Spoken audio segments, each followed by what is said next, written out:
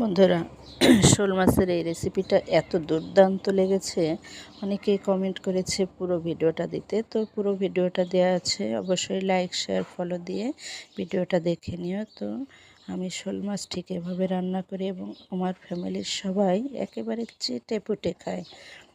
মশলাটা অবশ্যই ভালো করে কষিয়ে নিতে হবে।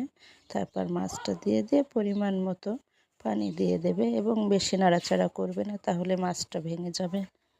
তো যে একেবারে সহজ এবং দারুণ সোজা এবং দারুণ মজার রেসিপি।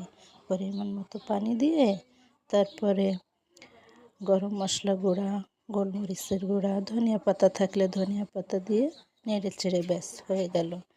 এই রেসিপিটা এত মজা, অবশ্যই রান্না করে খাবে এবং কমেন্টসে জানাবে।